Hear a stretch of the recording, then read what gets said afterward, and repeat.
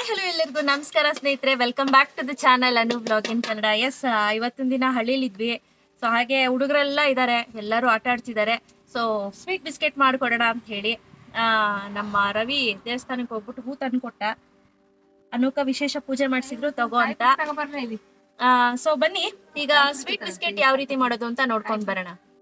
So ಮೊದ್ಲಿಗೆ ನಾನು ಏನು ಮಾಡ್ತೀನಿ ಅಂದರೆ, ಇಲ್ಲಿ ರವೆನ ತೆಗೆದುಕೊಂಡಿದ್ದೀವಿ, ಚಿರೋಟಿ ರವೆ 1/4 kg ಅಷ್ಟು. ಆ ನಂತರ ಮೈದಾ 1/4 kg ಅಷ್ಟು. ಸಮ ಹಾಕೊಂಡ್ರೆ ಚೆನ್ನಾಗಿರುತ್ತೆ ಅಂತ ಹೇಳಿ ಈಗ ನೋಡಿ ಇದೆರಡನ್ನು ನೀಟಾಗಿ ಮಿಕ್ಸ್ ಮಾಡ್ಕೊಳ್ಳಿ. ಈಗ ಆಯ್ತಲ್ವಾ. ಈಗ ಇದಕ್ಕೆ ಎಣ್ಣೆ ಬೇಕಾಗತ್ತೆ. ಎಣ್ಣೆ, ಬೆಣ್ಣೆ, ತುಪ್ಪ ಯಾವ್ದಾದ್ರು ಹಾಕೋಬಹುದು. ನಾನಿಲ್ಲಿ ಸುಮಾರು ಒಂದು 3 ಟೇಬಲ್ ಸ್ಪೂನ್ ಅಷ್ಟು ಎಣ್ಣೆಯನ್ನ ಹಾಕೊಂಡಿದ್ದೀನಿ. ಈವನ್ ತುಪ್ಪ ಬೇಕಾದ್ರೂ ಹಾಕೋಬಹುದು. ಈಗ ಇದನ್ನೆಲ್ಲ ನೀಟಾಗಿ ಒಮ್ಮೆ ಕಲ್ಸ್ಕೊಳ್ಳೋಣ. ನೋಡಿ, ಈ ತುಪ್ಪದ ಪ್ರಮಾಣ ಅಥವಾ ಎಣ್ಣೆ ಪ್ರಮಾಣ ಕಡಿಮೆ ಆಯಿತು ಅಂತ ಅಂದರೆ ತುಂಬ ಹಾರ್ಡಾಗಿ ಬರುತ್ತೆ. ಸೊ ಹಾಗಾಗಿ ಸ್ವಲ್ಪ ಜಾಸ್ತಿ ಹಾಕೊಂಡ್ರೂ ನಡೆಯುತ್ತೆ, ತುಂಬ ಜಾಸ್ತಿನೂ ಬೇಡ. ನಿಮ್ಗೆ ಗೊತ್ತಾಗ್ಲಿಲ್ಲಪ್ಪ ಅಂತ ಅಂದರೆ ನೋಡಿ, ಈ ರೀತಿ ಚೆನ್ನಾಗಿ ಮಿಕ್ಸ್ ಮಾಡಿದ ನಂತರ ಹಿಂಗೊಂದು ಮುಷ್ಟಿಯನ್ನು ಹಿಡಿದ್ರೆ ಒಂದು ಮುಷ್ಟಿ ಆಕಾರಕ್ಕೆ ಬರಬೇಕು. ಈ ರೀತಿ ಗೊತ್ತಾಯ್ತಲ್ಲ, ಈ ರೀತಿ ಬರಬೇಕು. ಈ ರೀತಿ ಬರ್ತಿದೆ ಅಂದರೆ ನಾವು ಹಾಕಿರುವಂತಹ ಎಣ್ಣೆ, ಬೆಣ್ಣೆ ಪ್ರಮಾಣ ಕರೆಕ್ಟ್ ಇದೆ ಅಂತ ಹೇಳಿ. ಸೊ ಈಗ ನಂತರ ನಾನು ಏನು ಮಾಡ್ತೀನಿ, ಇದಕ್ಕೆ ½ kg ಅಷ್ಟು ಸಕ್ಕರೆಯನ್ನು ಹಾಕ್ಕೊಳ್ತಾ ಇದ್ದೀನಿ. ನೋಡ್ಕೊಂಡು ಹಾಕ್ಕೊಳ್ಳಿ ಸ್ನೇಹಿತರೆ. ಇದನ್ನು ಪೌಡ್ರ್ ಮಾಡಿ ಇಟ್ಕೊಂಡಿದ್ದೀವಿ ಸಕ್ಕರೆಯನ್ನು. ನಂತರ ಇದಕ್ಕೆ ಸುಮಾರು ½ ಟೀ ಸ್ಪೂನ್ನಷ್ಟು ಏಲಕ್ಕಿ ಪುಡಿ. ಏಲಕ್ಕಿ ಪುಡಿ ಹಾಕೋದ್ರಿಂದ ಫ್ಲೇವರ್ ಚೆನ್ನಾಗಿರುತ್ತೆ ಅಂತ ಹೇಳಿ. ಸಕ್ಕರೆ ಪ್ರಮಾಣ ನೋಡ್ಕೊಂಡು ಹಾಕ್ಕೊಳ್ಳಿ. ಇನ್ನೂ ಸ್ವಲ್ಪ ಜಾಸ್ತಿ ಬೇಕು ಅಂದರೆ ನೀವು ಹಾಕೋಬೋದು. ನಾನಿಲ್ಲಿ ½ kgಗಿನ ಒಂಚೂರು ಕಡಿಮೆ ಹಾಕ್ಕೊಂಡಿದ್ದೀನಿ, ಉಳಿಸ್ಕೊಂಡಿದ್ದೀನಿ. ನಿಮಗೆ ಸಂಪೂರ್ಣವಾಗಿ ಫುಲ್ಲು ಅರ್ಧಕ್ಕರ್ಧ ಸಮ ಇರಬೇಕು ಅಂತ ಅಂದರೆ ½ kg ಅಷ್ಟೇ ಹಾಕ್ಕೊಳ್ಳಿ. ನೋಡಿ, ಈ ರೀತಿ ಆಯ್ತಲ್ವಾ.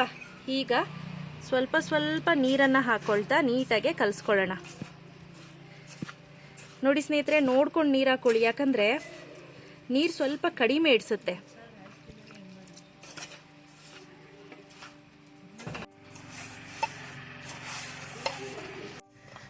ಸೊ ಈಗ ಚೆನ್ನಾಗೆ ನಾದ್ತಾ ಇದ್ದೀನಿ. ನೋಡಿ, ನಾನು ಹೇಳ್ದಂಗೆ ತುಂಬ ಕಡಿಮೆ ಪ್ರಮಾಣದಲ್ಲಿ ನೀರು ಇಡಿಸುತ್ತೆ. ಸ್ವಲ್ಪ ಗಟ್ಟಿ ಇದೆ, ರವೆ ಹಾಕಿದ್ದೀವಿ ಅಂತ ಅಂದ್ಕೊಂಡು ಏನಾದರೂ ನಾವು ಜಾಸ್ತಿ ಹಾಕ್ಬಿಟ್ರೆ ನೀರು ತೆಳು ಆಗಿಬಿಡುತ್ತೆ. ಆಮೇಲೆ ಮತ್ತೆ ನಾವು ಮೈದಾ ಹಾಕ್ಕೋಬೇಕಾಗತ್ತೆ.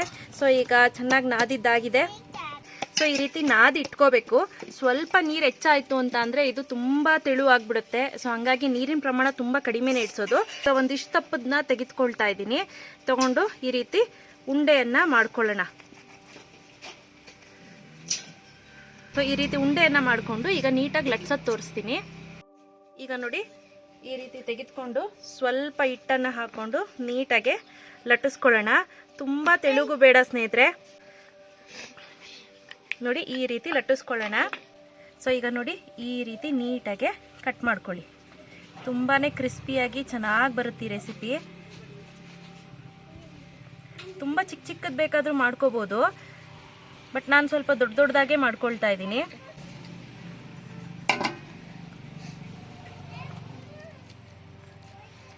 ನೋಡಿ, ಎಕ್ಸ್ಟ್ರಾಸ್ ಏನಿದೆ ಇದನ್ನು ತೆಗೆದುಬಿಡೋಣ. ನಾವು ಮತ್ತೆ ಇದನ್ನು ಯೂಸ್ ಮಾಡ್ಕೋಬೋದು.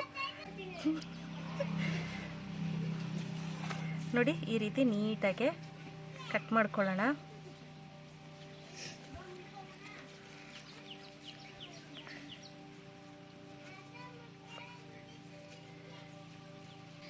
ಈಗ ಕಟ್ ಮಾಡ್ಕೊಂಡಿರೋವಂಥದ್ದನ್ನ ಈ ರೀತಿ ಪ್ಲೇಟ್ಗೆ ತೆಗೆದು ಎತ್ತಿಟ್ಕೊಳ್ಳೋಣ. ಸೊ ಈಗ ಚೆನ್ನಾಗಿ ನಾನು ಕಟ್ ಮಾಡ್ಕೊಂಡೆಲ್ಲ ತೊಗೊಂಡು ಬಂದಿದ್ದೀನಿ. ಈಗ ನೆಕ್ಸ್ಟ್ ಏನು ಮಾಡ್ತೀವಿ ಅಂದರೆ, ಸೊ ಡೀಪ್ ಫ್ರೈ ಮಾಡ್ಕೊಳ್ಳೋಣ. ಒನ್ ಬೈ ಒನ್ ಎಣ್ಣೆಗೆ ಹಾಕೋಬೇಕು.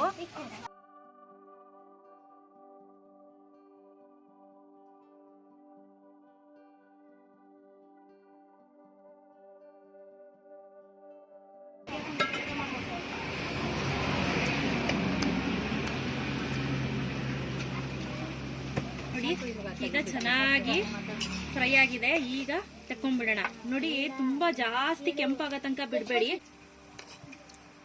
ಕಪ್ಪಾಗ್ಬಿಡುತ್ತೆ. ಆರಿದ ನಂತರ ಕೂಡ ಇನ್ನೂ ಇದು ಸಾಕಷ್ಟು ಕಲರ್ ಚೇಂಜ್ ಆಗುತ್ತೆ. ಸೊ ಹಾಗಾಗಿ ಹೇಳ್ತಾ ಇರೋದು.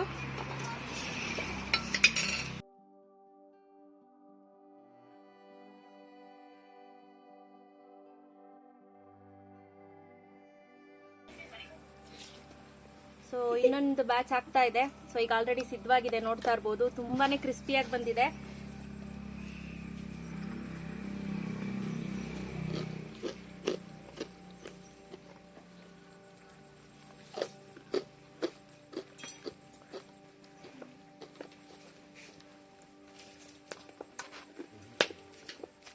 ಇದ್ರಲ್ಲಾಗ್ಲೇ ಕೇಳಿಸ್ತಿದ್ಯಾ ಶಬ್ದ? ತುಂಬಾನೇ ಕ್ರಿಸ್ಪಿಯಾಗಿ ಗರ್ಗರಿಯಾಗಿ ಚೆನ್ನಾಗಿ ಬಂದಿದೆ. ಮಕ್ಕಳು ಎಲ್ಲರೂ ಕೂಡ ಇಷ್ಟಪಡ್ತಾರೆ. ಸೊ ಈ ರೀತಿ ರೆಸಿಪಿಗಳನ್ನ ಟೀ ಟೈಮ್ಗೂ ಮಾಡ್ಕೊಂಡು ತಿನ್ಬೋದು. ಇವನ್ ಎಲ್ಲಾದ್ರೂ ಟ್ರಿಪ್ ಹೋಗ್ತಿದ್ದೀರಾ ಅಂದ್ರೂ ಕೂಡ ಈ ರೆಸಿಪಿಗಳನ್ನ ಟ್ರೈ ಮಾಡ್ಬೋದು. ನೋಡಿದ್ರಿ ಅಲ್ವಾ ಇವತ್ತಿನ ಸ್ವೀಟ್ ಬಿಸ್ಕೆಟ್ ರೆಸಿಪಿ ನಿಮ್ಮೆಲ್ಲರಿಗೂ ಇಷ್ಟ ಆಗಿದೆ ಅನ್ಕೊಂತೀನಿ. ಇಷ್ಟ ಆಗಿದೆ ಅಂದ್ರೆ ಪ್ಲೀಸ್ ಒಂದು ಲೈಕ್ ಮಾಡಿ, ಹಾಗೆ ಶೇರ್ ಮಾಡಿ. ನೀವು ಇನ್ನು ನನ್ನ ಚಾನೆಲ್ ಸಬ್ಸ್ಕ್ರೈಬ್ ಆಗಿಲ್ಲ ಅಂದ್ರೆ ಸಬ್ಸ್ಕ್ರೈಬ್ ಆಗೋದು ಮರಿಬೇಡಿ. ನೀವು ಫೇಸ್ಬುಕ್ ಅಲ್ಲಿ ಏನಾದ್ರೂ ನೋಡ್ತಿದ್ರೆ ನೀವು ನನ್ನ ಪೇಜ್ ಅನ್ನ ಫಾಲೋ ಮಾಡಿ, ಅನು ಸ್ವಯಂ ಕಲಿಕೆ ಅಂತ ಹೇಳಿ. ಎಸ್, ಬಾಯ್.